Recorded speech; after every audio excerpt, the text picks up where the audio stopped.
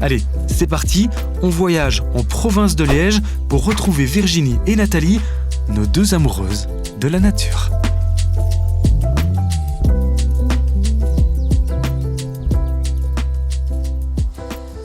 Et donc toi Nathalie, tu es bénévole au sein de la régionale Natagora Pays Chantoir. Oui, tout à fait. On est ici dans la région de Beaufailly, Chaudfontaine, etc.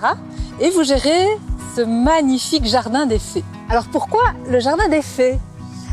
Alors, ça s'est imposé tout naturellement parce que, au fur et à mesure des années, puisqu'on a ceci en gestion depuis 15 ans, l'atmosphère est devenue un petit peu féerique. C'est ça, c'est un lieu d'émerveillement en fait. D'émerveillement, un lieu témoin aussi, puisque l'idée c'est de l'ouvrir au public et de montrer comment on peut gérer un jardin accueillant pour la nature. Exactement, donc il est vraiment mis avec le réseau nature de Natagora, sans pesticides, avec les espèces indigènes qu'on peut avoir. On fait vraiment tout pour la faune et la flore de chez nous. Et c'est vraiment une vitrine avec tous les petits aménagements qu'on peut faire dans un petit jardin de ville et tous les aménagements qu'on peut faire si on a la chance d'avoir un grand jardin. C'est ça, et c'est vrai que quand on se balade ici, on voit plein de petites choses. On voit des tas de bois, des tas de pierres, des petits ponts, tout est utile. Des cabanes en saule, enfin, c'est vrai que ça fait rêver. Des petites fées qui nous observent un peu partout. Et on est là aujourd'hui aussi pour un projet bien précis, Nathalie. Bien sûr, alors le souci des fois qu'on a dans les jardins, c'est qu'on va élaguer les arbres et on ne sait pas quoi faire des déchets parce que c'est pas toujours facile, on n'a pas la voiture, on n'a pas la remorque, c'est contraignant, alors qu'on peut les garder chez soi et faire quelque chose de super pour la nature, encore une fois. Voilà, et ce quelque chose, c'est la fascine. C'est la fascine. On va découvrir ça avec Vincent Louette du réseau Nature qui est avec nous aujourd'hui, qui va nous montrer concrètement comment réaliser une fascine au jardin. Salut Vincent. Ah Virginie. Ah Bonjour. Voilà la fameuse fascine. Tout à fait. Mais tu as bien travaillé, c'est très joli. Alors c'est quoi finalement ce dispositif ? C'est un mur végétal, une délimitation, un brise-vue naturel.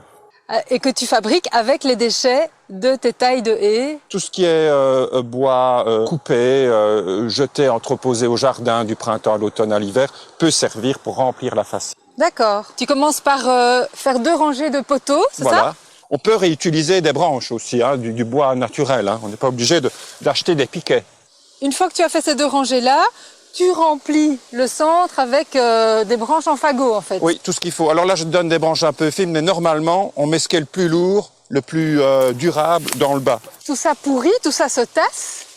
Donc au fur et à mesure, on remet du branchage en permanence, en fait. Exactement. Tu peux voir qu'il y a des petites lattes sur chaque piquet. Quand la fascine est remplie, on va rapprocher les 2 piquets, installer cette latte, les clouer.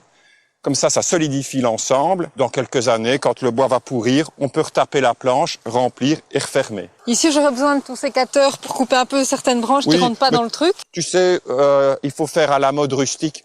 On met, on place, et alors après, on taille, tu vois. Une chose à la fois, le pratique et l'esthétique après. Ok, ça marche. Et alors, à l'origine, les fascines servaient en fait à lutter contre l'érosion des sols et aussi à maintenir les berges des rivières.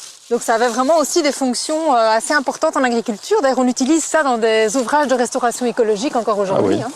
Et alors, c'est intéressant pour la biodiversité, tout ça. Ah oui, parce que ce côté-là, on va le tailler, on va bien l'entretenir. L'autre côté, on peut voir, il est plus sauvage. Pour l'homme d'un côté, pour la nature de l'autre. Ben chouette, voilà un petit ouvrage assez simple à mettre en place qui nous permet de valoriser tous nos déchets de taille. Donc, tout à fait. Et facile et pas cher. Et joli. Et joli. Merci Vincent. Pourquoi ne pas le faire? À bientôt pour d'autres aventures. À bientôt. Facile et pas cher, bref. Quand l'économie et l'écologie se rencontrent, ça fait un beau mariage. Le résultat, en tout cas, il est très sympa.